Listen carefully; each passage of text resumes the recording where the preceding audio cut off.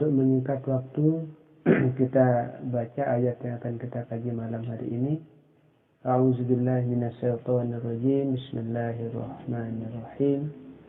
Rabbana innana sami'na munadiyan yunadi lil iman an aminu bi rabbikum fa amanna. Rabbana faghfir lana dzunubana wa kaffir 'anna sayyi'atina wa tawaffana ma'al abrar. Rabbana wa atina ma wa'adtana ala rusulika wa la tuhzina yawmal qiyamah innaka la tukhliful mi'ad. Fastajaba lahum rabbuhum anni la udi'u amala 'amilin minkum min dzakarin wa unsa ba'dukum min ba'd. Falladzina hajaru wa ukhriju min diyarihim wa uzu fi sabili wa qatalu wa qutilu la ukaffiranna 'anhum sayyi'atihim wa la udkhilannahum jannatin tajri min tahtihal anhar thawaban min 'indillah wallahu 'indahu husnul thawab.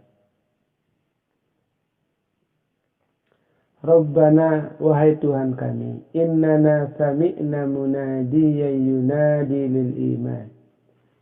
Innana, sesungguhnya kami, sami'na, telah mendengar, munadiyan yunadi, penyeru yang menyeru,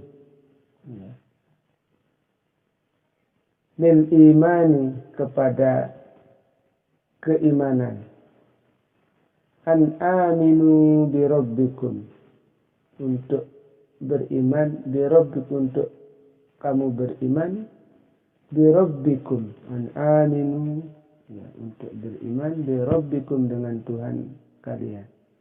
Fa amanna, maka kami beriman. Rabbana faghfir lana, wahai Tuhan kami, faghfir lana, berilah ampunan kepada kami, dzunubana, atas dosa-dosa kami, wa kaffir 'anna sayyi'atina, dan tutupi bagi kami kesalahan-kesalahan kami. Wa tawaffana ma'al abrar, dan wafatkanlah kami, atau ambillah ruh kami, ma'al abrar, bersama kelompok orang-orang yang melakukan kebaikan.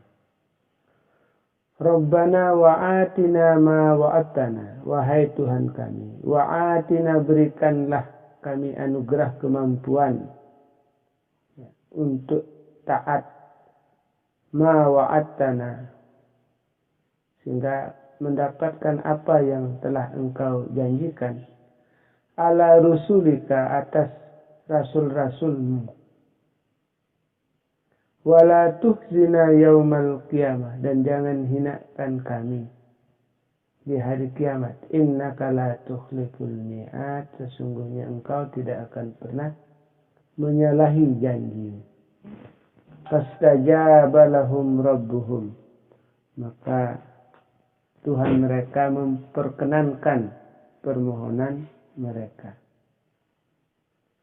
Anni, seraya berfirman, anni, bahwasanya aku, la udi'u amala 'amilin minkum, aku, kata Allah, tidak akan menyia-nyiakan suatu amal dari orang yang beramal, minkum, dari kalian, min zakarin au unsa, baik dari kalangan laki-laki maupun perempuan, ba'dukum min ba'd, sebagian kalian dari sebagian yang lain. Falladzina hajar, maka adapun orang-orang yang berhijrah, wa ukhriju min diyarihim, yang diusir dari negeri mereka, wa uzu fi sabili, yang mendapatkan tekanan, mendapatkan intimidasi, siksaan, fi sabili, dalam bertahan di dalam jalanku, kata Allah, dalam agamaku. Wa qatalu, ya, yang berperang, wa qutilu yang terbunuh, ya, la ukaffiranna anhum, niscaya pasti aku akan, ya,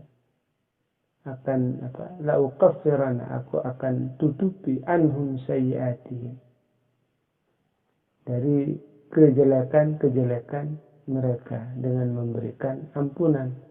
Wala udkhilannahum, dan niscaya aku akan masukkan mereka jannatin, ke dalam surga-surga, tajri min tahtihal anhar, yang mengalir di bawahnya sungai-sungai, sawaban, sebagai balasan, min indillah, dari sisi Allah, wallahu indahu husnus sawab, dan Allah, ya, memiliki husnus sawab, sebaik-baik balasan. Mari kita lihat apa isi dari ayat 193 ini, karena ayat 193 ini merupakan kelanjutan dari sebelumnya. Ya. Rabbana faghfir lana dzunubana. Wahai Tuhan kami, ampunilah bagi kami dosa-dosa kami. Wa kaffir, ya, anna sayyiatina, dan tutupi dari kami kesalahan-kesalahan kami. Ai palatuz hiruha, atau jangan engkau buka dia di hadapan umum, bil iqabi, yang bisa menimbulkan atau dapat menjadi siksa bagi kami. Wa tawaffana ay adbit arwahana, wafatkan kami atau cabutlah, ya, nyawa atau ruh kami, ma'al abrar, kemudian disertakan atau disamakan dengan orang-orang yang melakukan kebaikan, ay al-anbiya'i was-shalihin.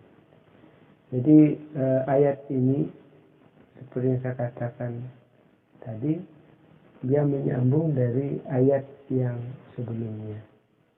Ini berkaitan dengan doa, ya, dengan doa. Kalau pada ayat sebelumnya di 190 dan ke bawah itu kan menjelaskan tentang tentang ada dua hal yang harus dilakukan. Pertama, menggunakan kemampuan berpikirnya. Yang kedua, menggunakan aktivitas zikir. Artinya menyeimbangkan dua hal tadi. Menyeimbangkan antara olah pikir dan olah zikir, yang akhirnya kemudian memunculkan kesadaran bahwa kehidupan ini tidak ada yang sia-sia. Kehidupan ini tidak ada yang tidak bermanfaat. Semuanya bermanfaat. Sehingga akhirnya alladzina yazkurunallaha qiyaman wa qu'udan dan seterusnya itu, sampai pada kesimpulan Rabbana ma khalaqta hadza batila subhanaka faqina adzabannar. Jadi ketika seseorang sudah dapat melakukan seperti kita jelaskan kemarin, menyeimbangkan antara berpikirnya dengan berzikirnya itu, maka dia sampai pada kesimpulan sampai kepada kesimpulan Rabbana ma khalaqta hadza batila subhanaka faqina adzabannar. Nah, kesadaran inilah yang kemudian mendorong seseorang untuk apa? Untuk senantiasa berdoa kepada Allah. Jadi apa bentuk doanya? Ya, doanya itu Rabbana faghfir lana dzunubana wa kaffir anna sayyi'atina wa tawaffana ma'al abrar. Jadi ada muncul kesadaran baru bahwa ketika dia menyeimbangkan olah pikir dan zikirnya itu, maka apa yang dia temui dalam kehidupan itu tidak akan ada yang sia-sia. Nah, muncullah kesadaran bahwa dalam hidup itu tidak akan ada orang yang terbebas dari kesalahan. Tidak ada orang yang terbebas dari kesalahan. Yang kedua, tidak ada orang yang bisa hidupnya terbebas dari tidak punya harapan. Jadi ada dua kesadaran yang akan muncul ketika sampai kepada menggunakan pikir dan zikir secara seimbang sampai kepada kesadaran ya, Rabbana ma khalaqta hadza batila subhanaka faqina adzabannar, maka akan muncul satu, tidak ada orang yang merasa terbebas dari dosa. Yang kedua, tidak ada orang yang bisa terbebas dari hidup tanpa harapan. Setiap orang hidup ada kesadaran bahwa tidak mungkin dia akan benar. Pasti ada salahnya. Yang kedua, orang hidup pasti punya harapan. Yang menandakan orang hidup itu dia punya ekspektasi. Nah, karena itulah kemudian antara kesadaran bahwa dia tidak suci, tetapi dia mesti melakukan kesalahan, mesti pernah berprasangka yang tidak baik kepada diri, kepada orang lain, atau kepada Allah. Di satu sisi dia punya harapan. Karena itulah akhirnya kesadaran bahwa diri tidak suci dan adanya ikatan harapan itu, maka lahirlah yang dinamakan dengan doa. Doa itu kan seruan. Apa artinya seruan? Seruan karena munculnya dua kesadaran. Dia merasa bersalah, yang kedua dia punya harapan. Nah, maka dilanjutkan dengan ayat 193 ini, Rabbana faghfir lana, terhadap kesalahan-kesalahan yang saya tidak suci, yang saya tidak bisa melepaskan diri sepenuhnya itu, maka dia memohon Rabbana faghfir lana dzunubana, wahai Tuhan kami, ampunilah dosa-dosa kami. Nah, wa kaffir anna sayyi'atina, dan tutupilah atas kami kesalahan-kesalahan kami. Nah, para ahli tafsir ini menafsirkan dua kata ini. Kenapa dua kata ini disebut? Yang pertama dikatakan faghfir lana dzunubana wa kaffir anna sayyi'atina. Apa bedanya? Satu, ampunilah dosa-dosa kami. Yang kedua, tutupilah kesalahan-kesalahan kami. Sebagian ahli tafsir mengatakan yang dimaksud dengan faghfir lana dzunubana, ampunilah dosa kami, kesalahan-kesalahan yang berkaitan dengan dosa besar. Sedangkan wa kaffir anna sayyi'atina itu dimaksudkan dengan dosa-dosa kecil. Nah, penafsir yang lain Ibnu Katsir itu memahami lain. Kalau faghfir lana dzunubana itu yang dimaksud itu adalah ampunilah dosa-dosa kami yang berkaitan dengan Allah. Kan hubungan kita ada hablum minallah, kemudian hablum minan nas. Nah, kalau orang berdoa berarti Allahumma ighfir lana dzunubana, itu berarti dia mohon diampuni dosa-dosanya yang berkaitan dia dengan Allah. Tetapi kalau dia berdoa wa kaffir anna sayyi'atina, itu tutupilah atas kami kesalahan-kesalahan kami. Itu maksudnya memohon supaya kesalahan-kesalahannya dengan sesama manusia itu ditutupi, tidak dibukakan. Karena kalau kita dibukakan kesalahan kita tidak akan berani keluar rumah. Ya kan?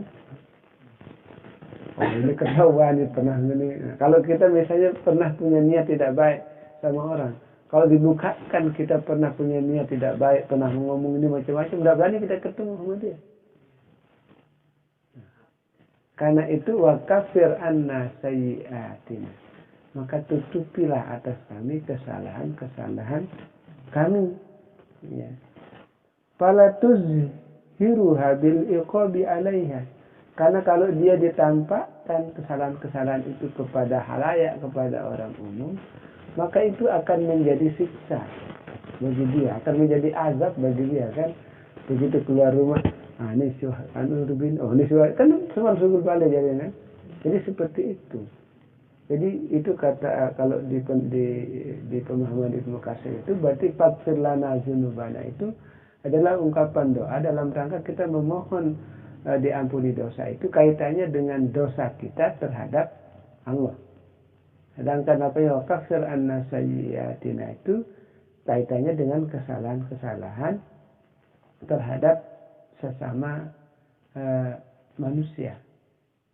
Karena itu diberikan contoh yang berkaitan dengan kesalahan-kesalahan kita kepada manusia itu dicontohkan ketika Imam Al-Ghazali menjelaskan tentang makna al-muqsit, sifat al-muqsit dari Allah Subhanahu wa taala, yang menjelaskan tentang seorang laki-laki itu meminta kepada Allah supaya supaya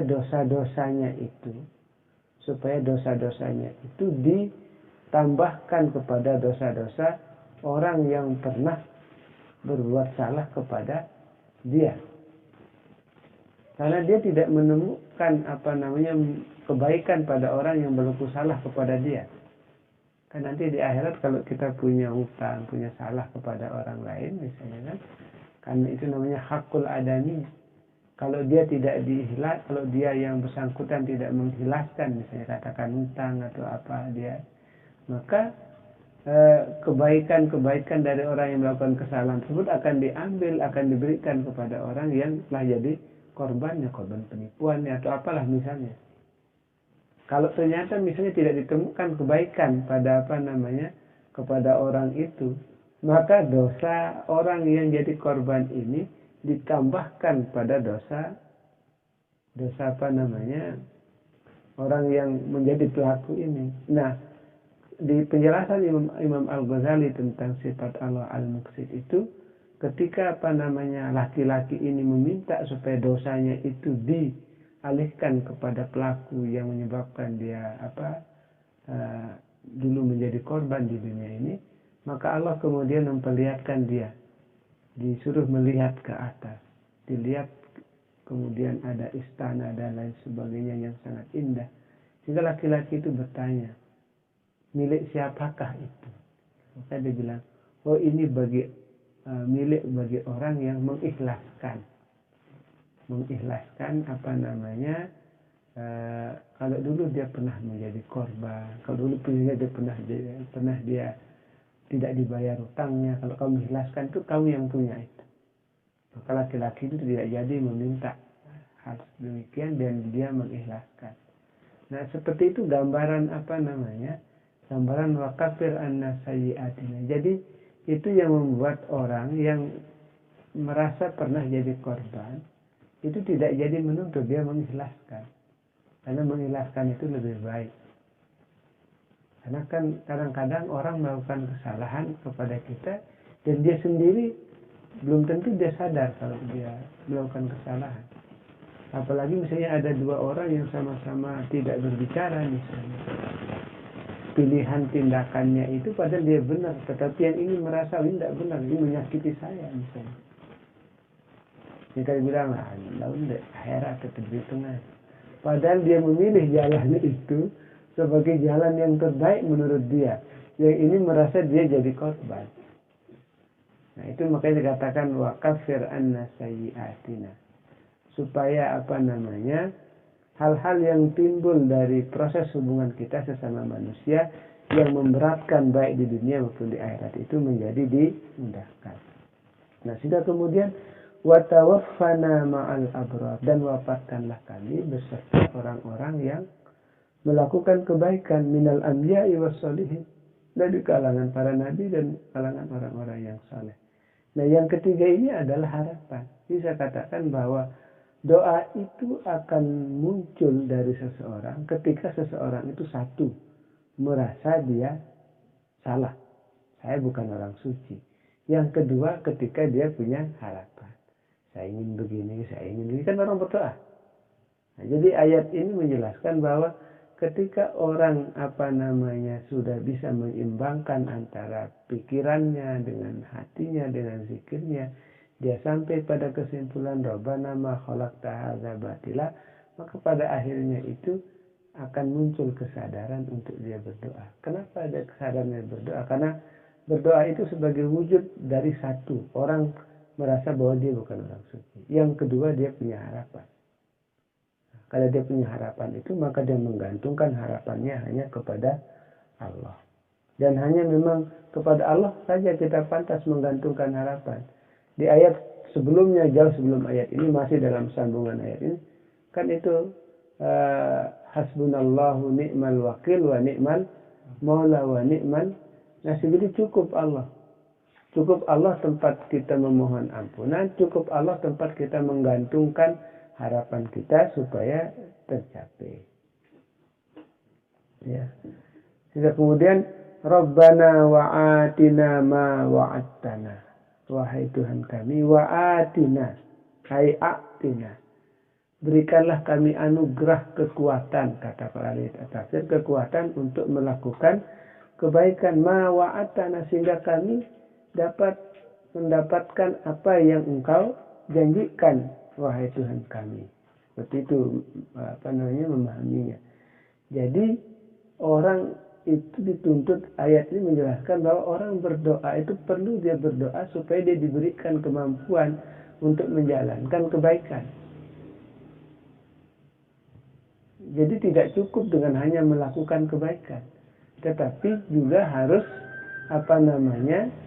kita berdoa supaya diberikan kekuatan, kemampuan untuk melaksanakan kebaikan itu. Supaya apa? Supaya kita dapat mencapai ma wa'atana. Ma wa'atana itu adalah apa yang sebenarnya Allah janjikan dari kebaikan itu.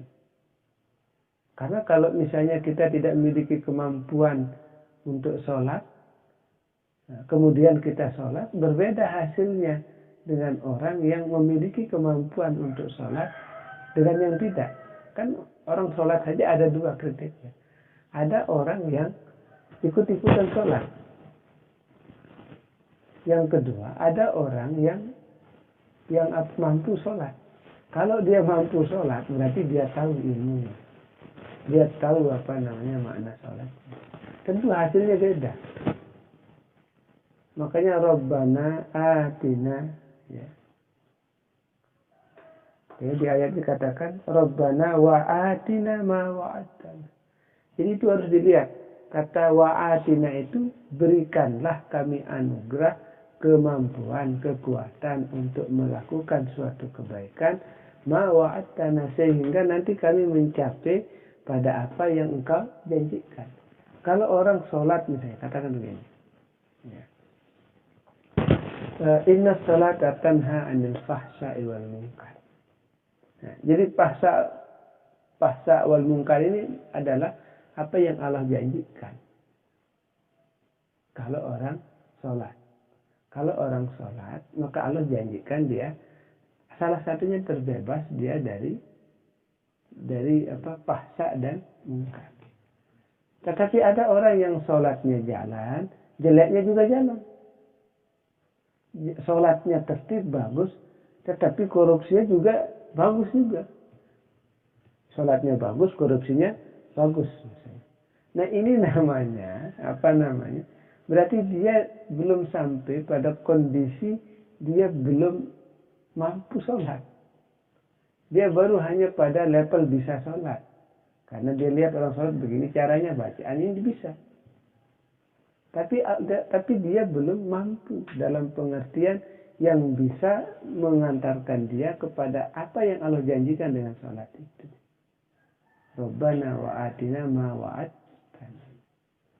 Karena itu dalam ayat ini Allah menganjurkan kita, para ahli tafsir mengatakan orang perlu berdoa diberikan kekuatan untuk melakukan suatu kebaikan itu, supaya apa yang dilakukan dari kebaikan itu dia relevan, ya, sesuai dengan yang Allah kehendaki, dengan yang Allah janjikan. Nih kalau kamu sholat yang benar, kamu begini. Misalnya kalau misalkan selalu itu, kalau zakat itu misalnya akan mendatangkan ketenangan hati, akan menyebabkan harta itu menjadi bersih. Kok ternyata orang misalnya berzakat mikirlah sebulan zakat. Nah, itu kan belum sampai mawa atana itu. Karena itu perlu Rabbana wa atina ma wa'atana, wahai Tuhan kami, berikanlah kami kemampuan untuk melakukan satu kebaikan, ma wa'atana, sehingga sesuai dengan apa yang Engkau janjikan. Bi ala rusulika, sebagai yang Engkau janjikan kepada sebagaimana yang telah disampaikan oleh lisan-lisan Rasulmu. Ya kan kita tahu misalnya sholat itu pada akhirnya akan bisa memberikan ini, zakat itu memberikan ini, min rusulihi, kan minar rusul, kan dari para rasul. Ya. Wa atina ma wa'attana ala rusulika, supaya engkau anugerahai kami sesuai dengan apa yang kau janjikan melalui para nabi-nabimu. Ya. Apa bentuknya? Misalnya bentuk dari apa yang Allah janjikan, minar rahmati wal fadli wa su'alihim zalika. Salah satunya bentuknya rahmat, karunia dan lain sebagainya. Wala tukhzina yaumal qiyamah, dan janganlah engkau hinakan kami pada hari kiamat. Innaka la tukhliful mi'ad, sesungguhnya engkau wahai Allah tidak akan pernah menyalahi perjanjian. Al-wa'du bil ba'si wal jasa. Fastajaba lahum rabbuhum, lantas atau maka Allah memperkenankan, maka fastajaba lahum, fastajaba lahum rabbuhum, maka Tuhan mereka memperkenankan bagi mereka atau memenuhi apa yang diminta. Anni, seraya Allah berfirman, anni, sesungguhnya aku, kata Allah, la udi'u amala amilin minkum min dzakarin aw unsa, aku tidak akan menyia-nyiakan amal dari orang yang beramal di antara kalian, min dzakarin aw unsa, baik dari kalangan laki-laki maupun perempuan, ba'dukum min ba', sebagian kalian dari sebagian yang lain. Jadi ketika muncul kesadaran berpikir yang seimbang dengan zikirnya, sehingga muncul kesadaran yang Rabbana ma khalaqta hadza batila, yang akhirnya kemudian muncul kesadaran bahwa dia bukan lagi orang yang suci, dia mesti pernah melakukan kesalahan dan lain sebagainya. Di satu sisi dia punya harapan, maka dia berdoa. Jadi level orang bisa mengimbangkan pikir dan zikirnya, muncul kesadaran, tidak ada yang sia-sia dalam kehidupan ini.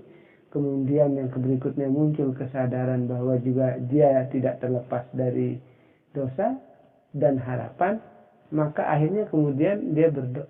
Kalau sudah levelnya seperti itu, fastajaba, maka itulah yang yang menyebabkan Allah memperkenankan apa yang dia minta. Dan Allah sendiri mengatakan, aku tidak akan menyia-nyiakan amal siapa saja, mau laki-laki mau perempuan. Karena laki-laki dan perempuan itu di mata Allah itu sama. Karena digunakan ba'dukum min ba'. Jadi itu menunjukkan, kalau dalam bahasa Arab itu menunjukkan arti kolegialitas. Kolegialitas itu artinya kesamarasaan dilihat antara laki-laki dan perempuan.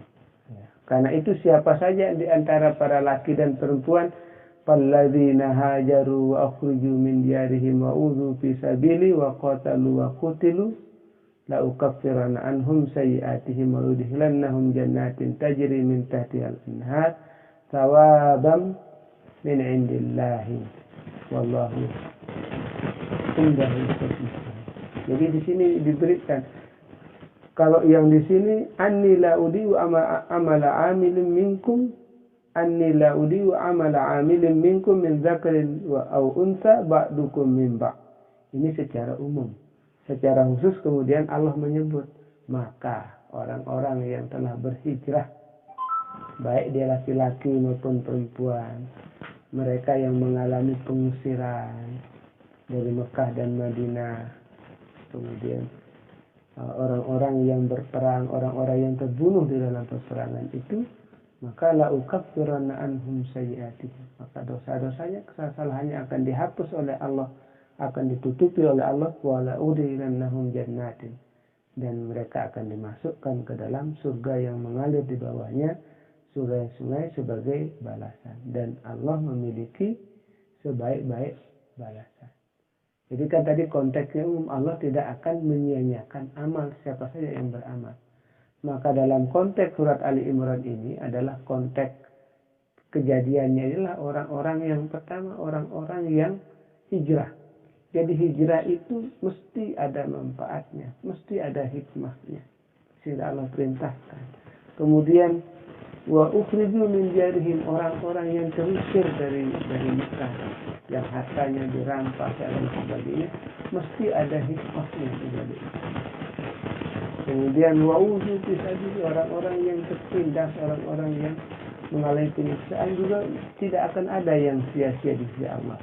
Sehingga kemudian waqatalu, orang yang berperang juga tidak mungkin sia-sia. Waqutilu, orang yang terbunuh juga tidak mungkin ada yang sia-sia terhadap mereka, kata Allah, karena aku tidak sia-siakan amal mereka, la ukaffiranna anhum sayyi'atihim, dan seterusnya. Itulah konteks makna ayatnya itu. Kita diberikan gambaran secara umum. Dalam konteks ayat ini turun juga diberikan gambaran. Jadi orang yang hijrah itu selalu ada hikmah di sana. Selalu ada ada kelebihan, ada rahmat Allah di dalamnya. Nah, kemudian orang yang terbunuh, orang yang diusir, orang yang ditekan dan lain sebagainya. Jadi pengusiran, penekanan, hijrah, peperangan dan lain sebagainya itu jangan dilihat sebagai sesuatu yang sia-sia. Rabbana ma khalaqta hadza batila. Jadi tidak bisa kita mengatakan seperti orang-orang orientalis, misalnya Nabi Muhammad dan sahabat itu orang yang haus darah, berperang terus. Dan peperangan itu di sana ada hikmah. Rabbana ma khalaqta hadza batila. Kalau kita penelitian terbaru misalnya yang ditulis oleh orang Israel itu mengatakan bahwa jumlah orang yang mati dalam peperangan itu jauh lebih sedikit daripada orang yang mati karena penyakit. Misalnya penyakit yang dulu yang dikatakan sampai Eropa habis itu, di Eropa habis itu, ya, ketika yang kena influenza pertama, kemudian cacar, itu lebih banyak, sekian kali lipat lebih banyak korban ketimbang peperangan. Kemudian yang berikutnya, jumlah yang meninggal dalam peperangan yang diikuti oleh Nabi Muhammad itu jauh lebih sedikit ketimbang peperangan yang terjadi di Eropa, kemudian yang mereka lakukan dalam perang salib dan lain sebagainya. Tetapi mereka mengklaim Nabi itu secara, padahal tidak. Sehingga Allah tegaskan bahwa dalam peristiwa-peristiwa itu selalu ada hikmahnya. Rabbana ma khalaqta hadza batila. Jadi tidak ada yang sia-sia di sana. Jadi harus dilihat. Nah, itulah konteks dari ayat ini. Jadi kalau kita lihat dari rentetan ayat ini, maka satu yang kita perlukan itu adalah bahwa konteks kita menyeimbangkan antara kita menggunakan pikiran kita dengan menggunakan hati kita.